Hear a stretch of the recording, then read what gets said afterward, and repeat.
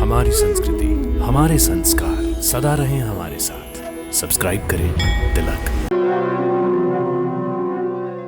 प्रणाम ब्रह्मदेव।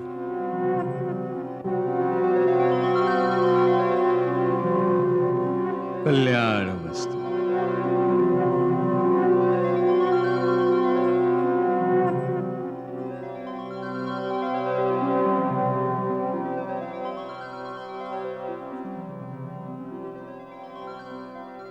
महर्षि वाल्मीकि, तुमने सत्य कहा। तुम्हारे मुंह से निकला ये छंदोबद्ध वाक्य श्लोक रूप ही हो गया है। मेरी प्रेरणा से ही देवी सरस्वती ने तुम्हारी जिह्वा पर वास करके इस कल्प में भूतल के सबसे पहले काव्य की रचना कराई है। तुम्हारे द्वारा प्रभु राम के महान आदर्श चरित्र का वर्णन किया जाना निश्चित है, इसलिए यह काव्य शक्ति तुम्हें प्रदान की गई है कि तुम नारद द्वारा बताए गए भगवान श्री राम के उज्जवल चरित्र को रामायण नाम से काव्यबद्ध करो। आए आश्रम अनमने मुनिवर अधिक अधीर, सोच रहे किससे कहें अंतरतम की पीर, मुनिवर अधिक अधीर।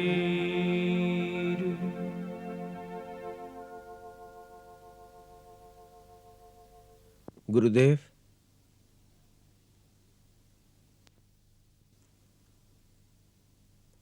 आप बहुत अशांत हैं। हाँ वत्स। उसका कारण? सर्वप्रथम तो ये कि हम इस क्रौंची की व्यथा से भावना में बह गए और हमने जो क्रोध किया वो तपस्या के नियम के विरुद्ध है। हमें क्रोध नहीं करना चाहिए था।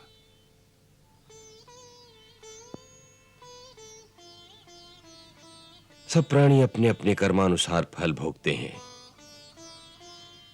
क्रौंची ने अपना फल भोगा, विराट उसका फल भोगेगा। फिर भी मैंने जो उसे श्राप दिया कि तुझे नित्य निरंतर कहीं शांति न मिले, यह अनुचित ही था। कितना भयंकर श्राप था। मां निषाद प्रतिष्ठां त्वम् अगमा शाश्वती समा, यत् क्रौंच मिथुनादेकम् अवधीह काम मोहित।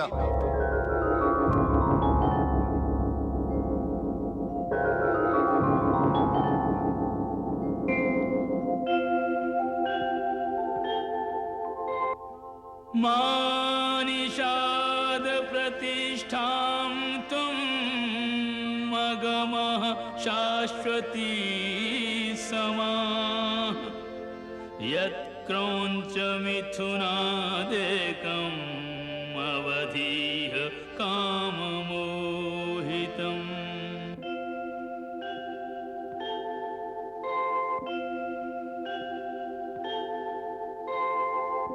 मां निषाद प्रतिष्ठान्तं मगमः शाश्वती समा, यत् क्रौंच मिथुनादेकम् अवधीः काममोहितम्।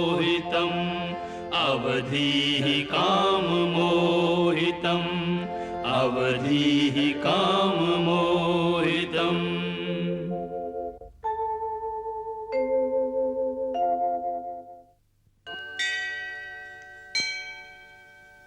भरद्वाज।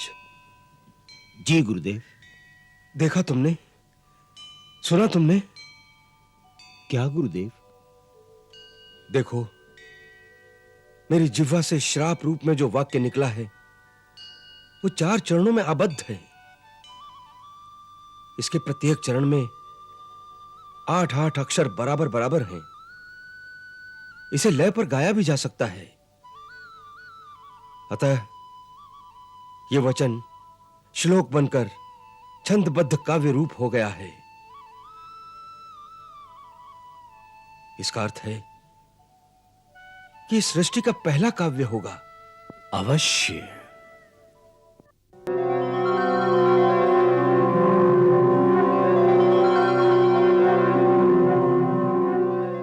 प्रणाम ब्रह्मदेव।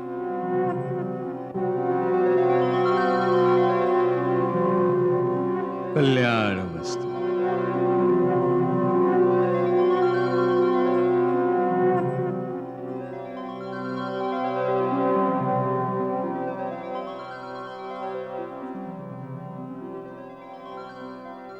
महर्षि वाल्मीकि, तुमने सत्य कहा। तुम्हारे मुंह से निकला ये छंदोबद्ध वाक्य श्लोक रूप ही हो गया है। मेरी प्रेरणा से ही देवी सरस्वती ने तुम्हारी जिह्वा पर वास करके इस कल्प में भूतल के सबसे पहले काव्य की रचना कराई है। तुम्हारे द्वारा प्रभु राम के महान आदर्श चरित्र का वर्णन किया जाना निश्चित है, इसलिए यह काव्य शक्ति तुम्हें प्रदान की गई है कि तुम नारद द्वारा बताए गए भगवान श्री राम के उज्जवल चरित्र को रामायण नाम से काव्यबद्ध करो। वत्स, मेरे वरदान से श्री राम का समस्त गुप्त या प्रकट वृतांत तथा सीता और समस्त देवों तथा असुरों का गुप्त या प्रकट चरित्र जो हो चुका है, जो होने वाला है, अज्ञात होने पर भी तुम्हें ज्ञात हो जाएगा। ये परम सिद्धि तुम्हें प्रदान की गई है कि तुम जो लिखोगे वही सत्य हो जाएगा। अतः तुम श्री रामचंद्र की परम पवित्र एवं मनोरम गाथा को श्लोकबद्ध करके लिखो, जिससे प्रेरणा पाकर समस्त युगों में प्राणी धर्माचरण के द्वारा भक्ति और मुक्ति प्राप्त करने के साधनों में प्रवृत्त हो। हे परमपिता, आपने यह कार्य मुझे ही क्यों सौंपा है? हे पुत्र, तुम्हें इस परम यश के अधिकारी हो। तुम्हारी तपस्या के फलस्वरूप तुम्हें भी माता भगवती की सेवा का सुअवसर मिलने वाला है। उनके जीवन में तुम्हें योगदान देना है। इस कारण हे ब्राह्मण श्रेष्ठ, तुम्हें ही इस यश का भागी होना है, ऐसा विधि का विधान होना निश्चित है। तुम्हारे द्वारा कहे गए प्रथम श्लोक से आज एक महाकाव्य की रचना का श्री गणेश हुआ है। उस महाकाव्य का श्री गणेश इतने करुणाजनक दृश्य से क्यों हुआ है? उसमें इतनी पीड़ा क्यों है? क्योंकि अब जो घटने वाला है उसमें करुणा रस प्रधान है। राम और सीता के वियोग की पीड़ा है। वत्स, करुणा ही कला का श्रृंगार है। इसीलिए तुम्हें यह काम सौंपा जा रहा है, जिससे युगों तक मानव प्रभु श्री राम के आदर्श पर चलने की प्रेरणा पाए। वो राम और सीता की भांति त्याग करना सीखें। वो ये सीखें कि महानता त्याग में है, बलिदान में है। हे मुने, तुम्हें हमारा आशीर्वाद है कि इस पृथ्वी पर जब तक नदी और पर्वतों की सत्ता रहेगी, तब तक संसार में रामायण की कथा का प्रचार होता रहेगा।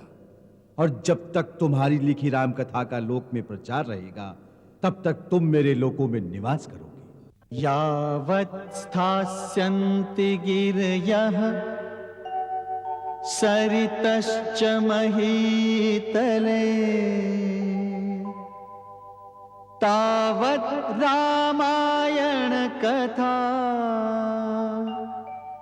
लोकेषु प्रचरिष्यति। यावद् रामस्य च कथा त्वत्कृता प्रचरिष्यति तावदूर्ध्वमदश्च त्वम् मल्लोकेषु निवत्स्यसे